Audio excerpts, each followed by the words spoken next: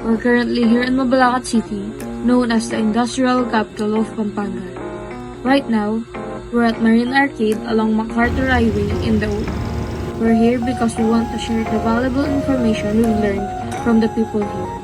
Our goal is to show the importance of being industrious through their stories. We interviewed several store owners in the area, and here are their insightful responses. How long have you been making a living here at Marina Arcade? 14 years. 14 years po. Do you have any strategy that you've been using to attract and maintain your customers? Siguro, more kind sa kanila. Tapos, minsan yung presyo namin medyo ibababa para hindi sila umalis kahit konti lang kung kaya. Ano ang nagbibigay sa inyo ng tatag ng loob para makapag-provide ng magandang serbisyo sa inyong mga mananangkilik? Depende rin kasi. Yung mga buyer ko naman is mababait. So, balik-balik lang sila. Tapos yun, palaging honest sa price. Yes. So, yung mga buyers niyo po ba bundle-bundle yung binibili? Yeah. Oo. Meron din naman yung isa-isa lang. And last po, kung merong isang prinsipyo o value na iyong pinanghahawakan para maging mas masipag sa pang-araw-araw, ano ito? Masipag kasi akong tao. So, na yun natural na sa akin yun, masipag ako. Tsaka talagang siyempre kailangan mo magsikap para hindi mag-down yung gusto. Pila na kayo pong banuang Business. Actually, 20 years.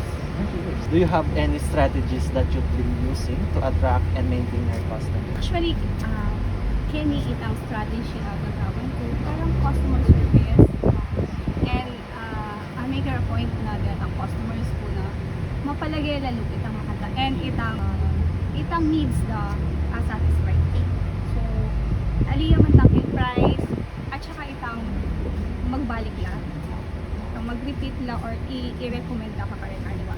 Kasi itong pinaka-importante. Pag i-recommend ka, ibig sabihin na satisfied ka rin ang needs lang. Nano pong sikanan lubkya kayo para po makapag-provide ko po ka rin customers na is strive po na makapamay masanting at quality ng service. Okay. Actually, ito ang pinakamumunang billing mami at sikanto pala ako. Sabihin kasi kasama yes, so iniin ka na akong bread and butter. So iniin pag-sustain ko kaya pamilya akong makanta.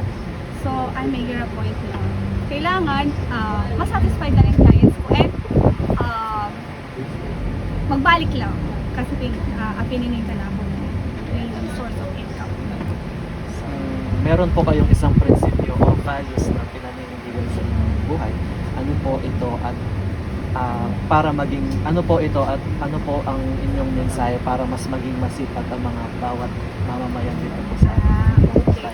sa mga Actually, in general, ito talagang prinsipyo ko. Kailangan itang maka-Diyos ka makayan. And itang one thing, it's connects kasi pagka-industrious, di ba, masipag, mahanda. So, atsuyarin ka rin itang perseverance, diligence, makanya. Pero, king makanining business, yung pinaka-importante rin, itang trust. Kasi, like for instance, kami, na kami man kilala rin customers ni, pero since atsu kami Kenny, and for long years, atsu kami Kenny, kumbaga, itang lagyo ni, aliniya si Kan. So, minsan kasi makaniniya kasi itang strategy, parang magpadala ka ng item kung anumang lugar. So, kumbaga itang honesty, chuya ka rin na dapat itang trust, ma-retain niya. Kumbaga itang magtiwala ya ka na ako kasi atsu ko naman kayo kumako at kesiran itang kanakong word of honor. Ito namang industrious kung makalanong kayang panagalapan. It should be kailangan itapin, masipag ka, so you have to be consistent kitang gagawan mo.